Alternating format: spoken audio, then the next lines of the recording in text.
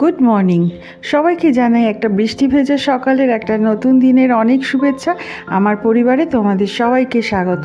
আজকে রবিবার 21শে জুলাই। আশা করি তোমরা সবাই খুব ভালো আছো, সুস্থ আছো আর হাসি খুশিতে আছো। আমি সকালবেলায় উঠে নিজের কাজকর্ম সেরে সমস্ত, যদিও পুজো দেওয়া হয়নি, বাসি কাজকর্ম সেরে স্নান করে সবে আসলাম।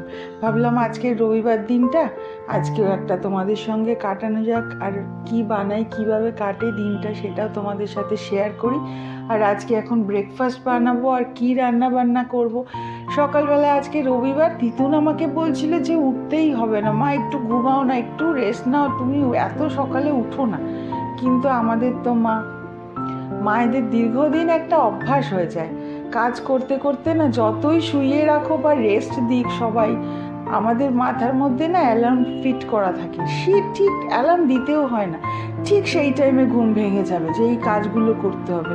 আবার যদি ঘাপটি মেরে শুয়ে থাকি যে না উঠবো না, পরে ভাবি যে এই কাজগুলো তো আমাদেরই করতে হবে, আমাকেই তো করতে হবে, বেকার আমার সময় নষ্ট করে কী লাভ। এমনিতে আমি খুশিও হই না খুব বেশি লেট করে উঠে।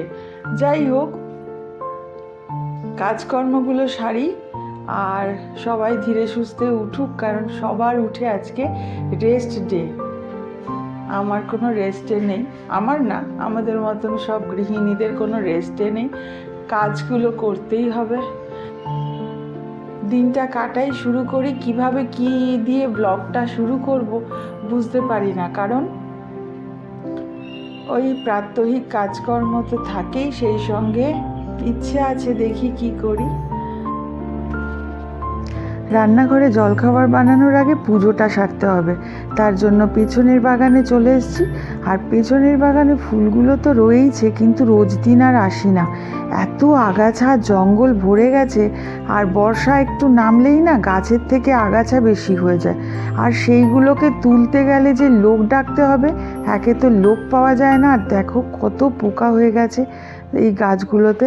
আর আমি তো জানো সাপের ভয় পাই, মুখার্জি মশাইকেও আসতে দিই না, আমিও আসি না। কি মেঘ রয়েছে আকাশে, সকালে ভারী বৃষ্টি হয়েছে কিন্তু এখন একটু কমেছে, তাই ফুলগুলো তুলে নিই। আর ঠাকুরের একটু ফুল না সাজালে ভালো লাগে না, গাছে এত ফুল, কিন্তু কি করব, সাপের জন্য ভয় লাগে আসতে। তোমাদের আগের ব্লগে তো দেখিয়েছিলাম একটা ঘুরে ঘুরে বেড়ায়। এই যে এই কটা ফুল হলো, আমি না চারদিকে কার্বলিক অ্যাসিড দিয়ে রেখেছি, জানি সে আসবে না, তবুও ভয় হয়। ঠাকুরের পুজো হয়ে গেছে, আমি এবার চলে এসেছি নিশ্চিন্ত মনে রান্নাঘরে। আজকে একটা নতুন ধরনের পরোটা বানাবো, আর যতক্ষণ সকালবেলায় উঠে ঠাকুরের পুজোটা না হয় ততক্ষণ না মনে শান্তি হয় না। স্নান করে যতক্ষণে ঠাকুর সেবা হয়ে যাবে আমার নিশ্চিন্ত। এইবার আমি আস্তে ধীরে রান্না বান্না করব, তারপরেও একবার স্নান করতে হয়, এত গরম লাগে আর ঘামে তো পুরো খিটখিট করে। এদিকে আমি একটু আটা আর ময়দাকে ওই নুন দিয়ে একটু জল দিয়ে ভালো করে গুলে নিলাম, একটা ব্যাটার মতন বানিয়ে রাখবো। আর ওইদিকে সাদা তেলের মধ্যে আমি একটু সর্ষে কারি পাতা ফোড়ন দিয়ে পেঁয়াজ, টমেটো, কাঁচা লঙ্কা, একটু বিউলির ডাল, একটু মটর ডাল দিয়ে ভালো করে ওটাকে একটা নাড়াচাড়া করে মশলা বানিয়ে রেখেছি। তারপর সেটাকে ঠান্ডা করে এই ব্যাটারটার মধ্যে দিয়ে দিয়েছি। এটা একটা সাউথ ইন্ডিয়ান স্টাইলের হবে, তো দেখি আজকে একটা নতুনই বানাচ্ছি, খেয়ে তোমাদের জানাবো কেমন লাগবে।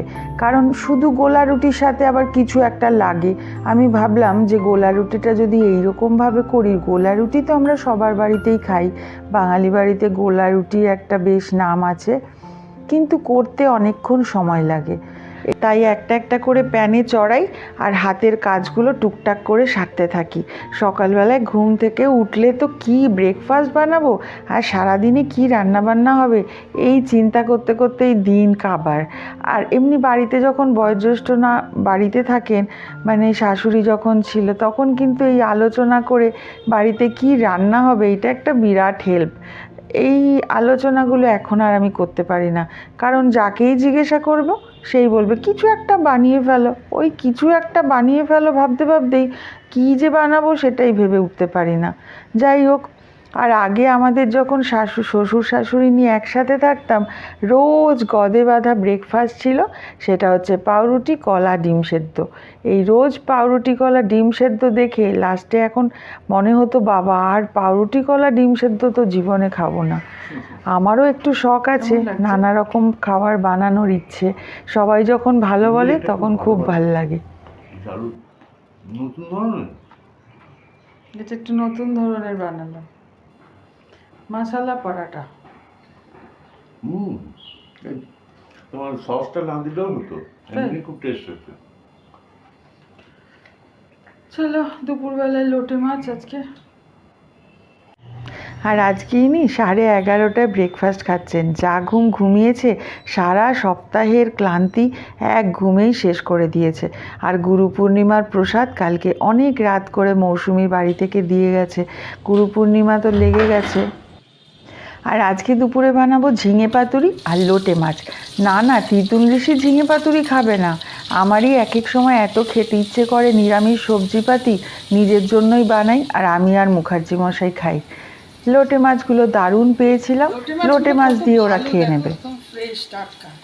একটু আলু হলে ভালো হতো। এখানে 1 কিলো লোটে আছে, কিন্তু 1 কিলো লোটে তো এক্ষুনি এইটুকু হয়ে যাবে।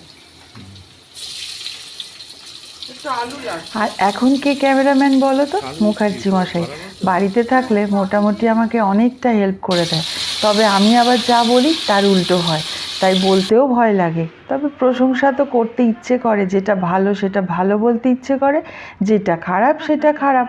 আর আজকে সারা দুপুর এত বৃষ্টি হয়েছে, আমি বৃষ্টি দেখেই আমরা সবাই দুপুরটা কাটিয়েছি। ডিঙ্গুও বাদ যায়নি, আমার সাথে সাথে ও বৃষ্টি দেখেছে। কিন্তু বৃষ্টি হলে কি হবে ভাই, গরম কমে না, এত গরম।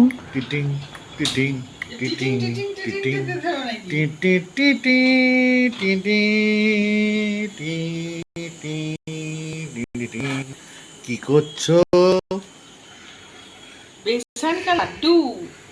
আজকে গুরু পূর্ণিমা না, আজকে যাব হচ্ছে ইয়ের বাড়িতে, পাপিয়ার বাড়িতে।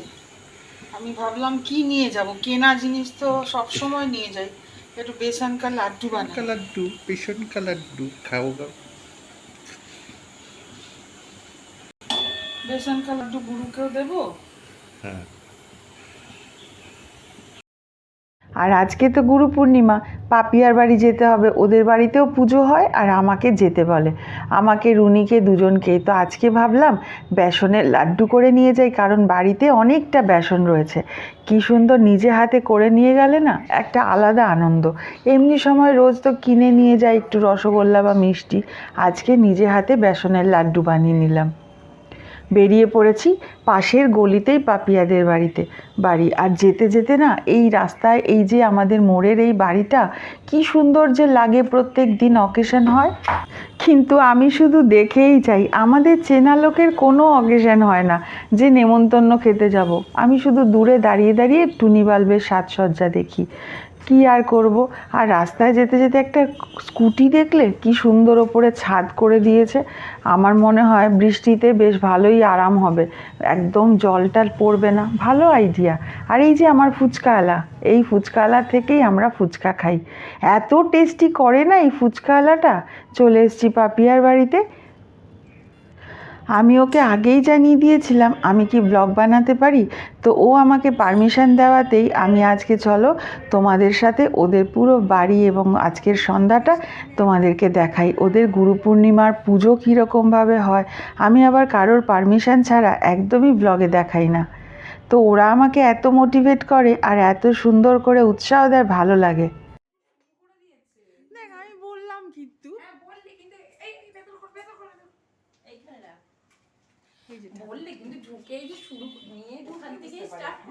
হ্যাঁ, ওই জন্যই তো বললাম আমার এই যে ঠাকুরের জায়গাটা এত প্রিয়। আগে আরো তোর পুরোটাই এখানে ছিল না, তোর ওই মন্দিরটা দেখাই। চলো ঘরে ঢুকি। আর ওর ঘরটা ও এত সুন্দর করে সাজিয়ে রাখে, খুব ভাল লাগে দেখতে। আর আমার বাড়িতে যা দস্যির একজন রয়েছে, তার রাগ হলেই সে যে কত কিছু তাণ্ডব মাচায়, গুছিয়ে রাখার উপায়ই নেই। এদেরকে আর খাচ্ছে না। আর এই যে বড় মাছটা, এ আগে অনেক মাছ নিয়ে এসেছিল, সব মাছগুলোকে খেয়ে ফেলেছে। এবার আবার কতগুলো মাছ নিয়ে সাজিয়েছে। কি সুন্দর লাগে না অ্যাকোরিয়াম দেখতে, তবে আমি আর পেরে উঠি না। ডিঙ্গুকে সামলেই আমার পুরো অবস্থা খারাপ। চলো এবার ঠাকুরের জায়গাটা দেখি।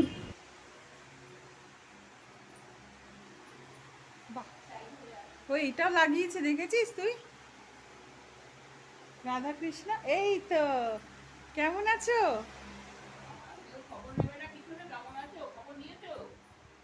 খুব বাজে আমি, খুব খুব বাজে আমি।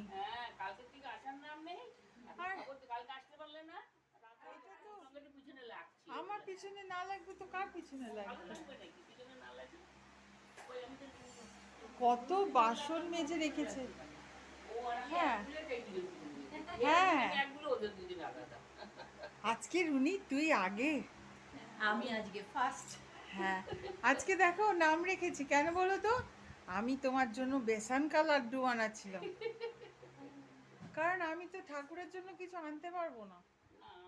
হ্যাঁ ফুলগুলি খুলে দিলাম, আমি সবজিটা দেবো, ফুলগুলি পরিষ্কার করবো। এই যে ওদের লক্ষ্মীনারায়ণ, কি অপূর্ব, তোমাদেরকেও তাই দেখালাম আজকে।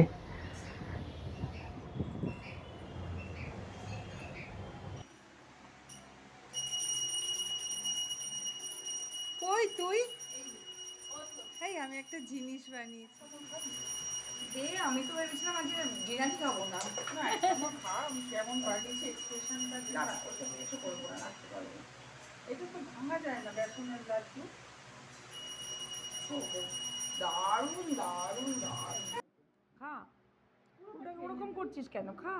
আর এইটা সবার একদম যাক, ওরা ভালো বলেছে। আর আজকে আমি যা মাথায় তেল দিয়েছি, পুরো ভেজা বিল্লি লাগছে আমাকে। তোরা কথা না বললে না আমার একটু চিন্তা হয়ে যায়। ওরে অনেক ডান্ডা মেরেছিস তুই। অনেক এই যে তুলছে তাকেও একটু দিই আমরা। আমার ঘেমো। আর ও কি প্রসাদ দিল সেটা তুলতেই ভুলে গেছি, আধা তো খেয়েই ফেলেছি। বেগুন ভাজা, লুচি, সেওইয়ের পায়েস, ওদের একটা স্পেশাল সাবু মাখা হয়, দুর্দান্ত খেতে, সেটা আবার প্যাকিং করে দিয়েছে, সঙ্গে সিন্নি, মিষ্টি। আর এই হচ্ছে কাকিমা, পাপিয়ার মা। এত ভালো মানুষ আর এত আদুরে, ভীষণ ভালো লাগে। ওই দাদা বসে রয়েছে, এইদিকে রুনি খাচ্ছে, অনেকক্ষণ গল্প করলাম।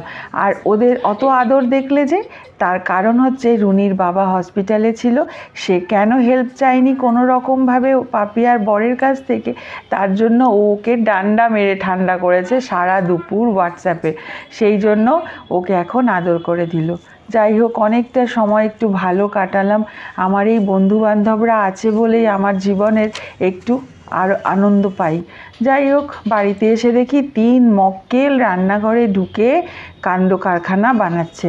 কী সব বানিয়েছে, ম্যাগি না, এটা হচ্ছে ওই কোরিয়ান ম্যাগি। ঋষির কাণ্ড কারখানা দেখতে দেখতে চলে আসলাম ব্লগের একেবারে এন্ডে। তোমাদের আজকের ব্লগটা কেমন লাগলো অবশ্যই কমেন্ট করে জানিও। অবশ্য তোমরা আমাকে প্রত্যেকেই ভালো বলো, আমি বুঝতে পারি না তাও কেন সাবস্ক্রাইবার হয় না। তো অনেকেই তো আমাকে বলো যে রেগুলার ভিডিও দিতে, আমার লাইফস্টাইল এখন বড্ডই বোরিং, তাই সেরকমভাবে কিছু দেওয়া হয় না। তবুও যখন ভালো হবে তখন অবশ্যই আমি তোমাদের রিকোয়েস্ট রাখবো। নিজেদের অনেক খেয়াল রেখো, সুস্থ থেকো। আবার দেখা হবে তোমাদের সাথে পরের একটা ব্লগে। ততক্ষণের জন্য বাই অ্যান্ড গুড নাইট।